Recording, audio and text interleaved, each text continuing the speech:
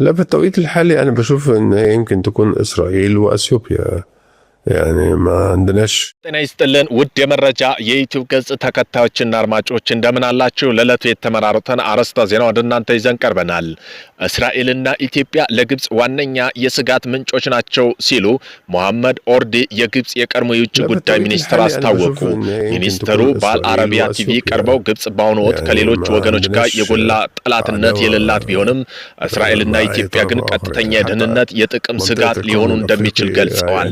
በቀረበው ትንታኔ መሰረት ጠላት ከሚለው ቃል ይልቅ ሁለቱ ሀገራት በአሁኑ ሞት የግብጽ ዋነኛ የስጋት አደገኛ ምንጮች ሶርስ ኦፍ ዳንጀር ተደርገው ሊወሰዱ እንደሚገባ ገልጸዋል። በአንጻሩ ግብጽ በአፍሪካ ቀንድ ቀጠና ካሉ ሌሎች ሀገራት ጋር ያላት ግንኙነት መልካም ጠንካራ ስትራቴጂካዊ መሰረት ያለው መሆኑን ጠቅሰዋል። በዚህም ጉዳይ የዜና ጥንቅራችን አካተናል። ቆይታችሁ የምትሰሙት ይሆናል። ከአሜሪካ ጋር መታረቅ የኢሳያስ ፍጻሜ ያፋጥነዋል ሲሉ የአሜሪካ የውጭ ጉዳይ ሚኒስተር የነበሩት አምባሳደር ቲቦር ናጂ ገለጹ።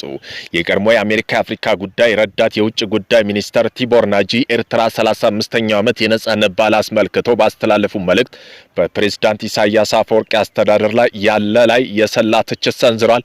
በዜና ትንታኔያችን አካተናል። ቆይታችሁ የምትሰሙት ይሆናል። የመሐመድ ቢን ዛይድና መሐመድ ቢን ሰልማን ፉክክር እኛንም ዋጋ እያስከፈሉ ነው። ሳውዲ አልጀዚራ ለመፎካከር በከፈተችው አሁን ላይ በመካከለኛው ምስራቅ አልጀዚራ በመብለጥ ከፍተኛ ተጽዕኖ ያሳድራል ባለው አልአረቢያ በተባለው ሚዲያ ኢትዮጵያን በደንብ እየገረፈቻት ነው ቢባልም ማጋነን አይሆንም። ከ3 ቀን በፊት አንድ ፕሮግራም ላይ እየተካሄደ ነበር። ኢትዮጵያ ግን ሕግ አታከብርም፣ ወራሪ ናት፣ ለሕግ አትገዛም፣ አረቦችን ትጠላለች፣ ተፈጥሮም ዓለም አቀፍ ሕግም ባህል አልባ ያደረጋት ሀገር ያለምንም ሕግ ባህሩን አምጡ ትላለች የሚል አደገኛ ክርክር ተደርጓል።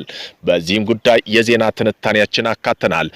ኢትዮጵያ دولة حبيسة هذا قدرها جغرافيا مثلها مثل 4 ትናንት ምሽት ኢትዮጵያና ግብጽን የጦር ፉክክር ነበራቸው።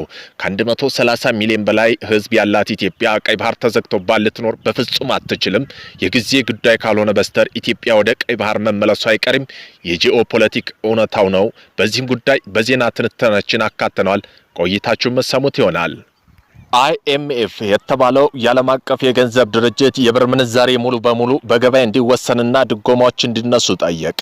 የዓለም አቀፍ የገንዘብ ድርጅት IMF ልዑክ በኢትዮጵያ ኢኮኖሚ ማሻሻያ ፕሮግራም ያደረገው 5ኛ ግምገማ በአዲስ አበባ አጠናቋል። በዚህም ጉዳይ በዜና ጥንቅራችን አካተናል። እነዚህን የመሳሰሉ አርዕስተ ዜና ወደ እናንተ ይዘን ቀርበናል። ቤተሰብ ለመሆን ላይክ፣ ሼር፣ ሰብስክራይብ ማድረግዎን እንዳይረሱ። ወደ መጀመሪያው የዜና ትንታኔያችን ስናልፍ ዳንኤል ክብረት ከስልጣን ተነሱ። የጠቅላይ ሚኒስትሩ አማካሪ የቅርብ ሰው ዲያቆን ዳንኤል ክብረት ከስልጣን መነሳታቸውን መረጃዎች ያመለክታሉ። ዲያቆን ዳንኤል ኢፋና ብሮድካስት ኮርፖሬሽን የቦርድ ሰብሳቢ የነበሩ ሲሆን ከተቋሙ ሰራተኞች በተነሳባቸው ቅሬታ ምክንያት ከቦርድ ሰብሳቢነታቸው ተነስተዋል ሲል የዜና ጣቢያዎች ምንጮች ጠቅሶ ዘግቧል። በምትካቸው የኮሙኒኬሽን ሚኒስትሯ ወይዘሮ ናታለም መለሰ ተተክተዋል። ይህ የስልጣን ሽግግር በተመለከተ ከፋና ብሮድካስት ኮርፖሬሽንም ሆነ ከመንግስት በኩል የተባለ ነገር የለም። ከአሜሪካ ጋር መታረቅ የኢሳያስ ፍጻሜ ያፋጥነዋል ሲሉ የአሜሪካ አምባሳደር ቲቦር ናጂ ገለጹ። የቀድሞ የአሜሪካ አፍሪካ ጉዳይ ረዳት የውጭ ጉዳይ ሚኒስትር ቲቦር ናጂ ኤርትራ 35ኛው ዓመት የነጻነት በዓል አስመልክቶ ባስተላለፉ መልእክት ፕሬዝዳንት ኢሳያስ አፈወርቂ አስተዳደር ላይ የሰላ ትችት ሰንዝረዋል። ዲፕሎማቲክ የኤርትራ ሕዝብ ለነጻነቱ የከፈለው መስዋዕትነት ቢያደንቁም አስመራ ግን ዜጎቿ መብት በመንፈግ ወደ ግዙፍ እስር ቤትነት ተቀይራለች ሲሉ አውግዘዋል። ዋሽንግተን አስመራ የሻከረ ግንኙነት ለማደስ ማዕቀቦችን ለማንሳት ፍንጭ እያሳዩ ባለበት ወቅት የወጣው የናጂ አስተያየት አነጋጋሪ ሆኗል። ቲቦር ናጂ ፕሬዝዳንት ኢሳያስ ከአሜሪካ ጋር ለመታረቅ በራቸው ክፍት ያደረጉ የሚል ተስፋ እንዳላቸው ቢገልጹም የዲፕሎማሲ መቀራረብ ግን ለኤርትራ መንግስት መረጋጋት ሳይሆን አገዛዝ ውርቅ የሚያፋጥን ቀዳዳ እንደሚፈጥርና ኢሳያስ መንግስት መውደቂያ መንግስት ጠራጊ እንደሚሆን ተንብየዋል። IMF የብር ምንዛሬ ሙሉ በሙሉ በገበያ እንዲወሰን ድጎማዎች እንዲነሱ ጠየቀ።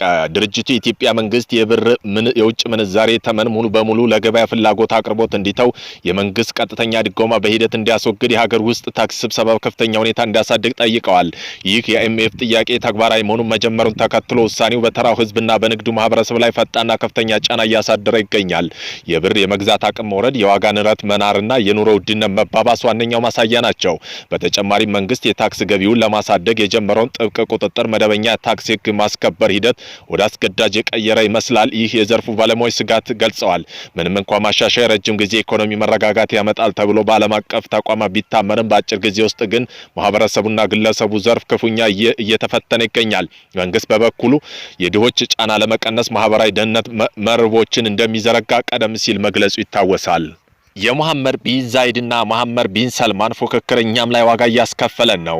ከ3 ቀን በፊት አንድ ፕሮግራም እየተካሄደ ነበር። ኢትዮጵያም ህግ አታከብርም፣ ወራሪና ለህግ አትገዛም፣ አረቦችን ትጠላለች፣ በተፈጥሮም ዓለም አቀፍ ህግ በባህር አልባ ያደረጋት ሀገር ያለምንም ህግ ባህር አምጡ ትላለች የሚል አደገኛ ክርክር ተደርጓል።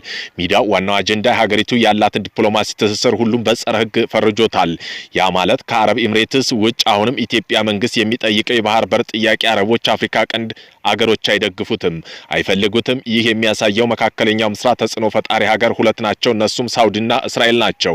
እነሱ ያሉትን ነው ዋሽንግተን የሚሰማው። ስለዚህ ቢን ዛይድ ከሳውዲ ጋር ተፎካካሪ ነው። ማንም የገልፍ ሀገር እነሱን አይፈልጉትም። ግብጽ ለብድርም ነው የምትሽለጠለጠው። በሁለት ዝሆኖች እርግጫ ሳሩ ነው ግን እየተረገጠ ያግለው።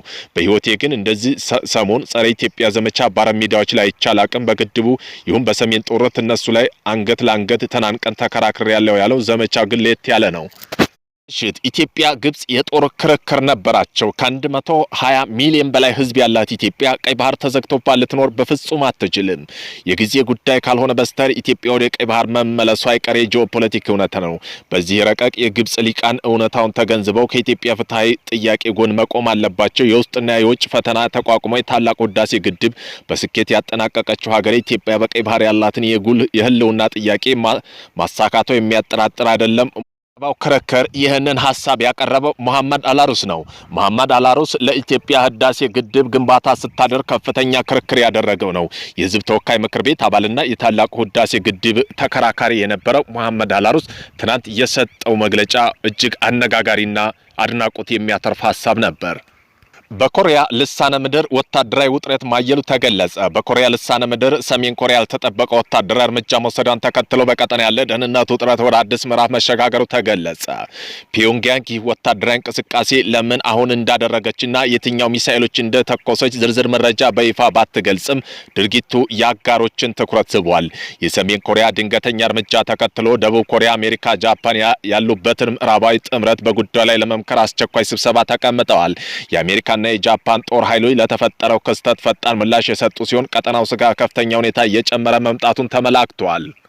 አሜሪካ የቬንዙዌላ የበለጸገ ዩራኒየም አስወጣች። አሜሪካ ብሔራዊ የኒኩለር ደህንነት አስተዳደር ባለፈው አርብ እንደገለጸው ቬንዙዌላ ከሚገኘው የቆየ የምርምር ሪኤክተር ውስጥ የቀረው ከፍተኛ መጠን ያለ በለጸገ ዩራኒየም ሙሉ በተሳካ ሁኔታ ማስወገዷን አስታውቃለች።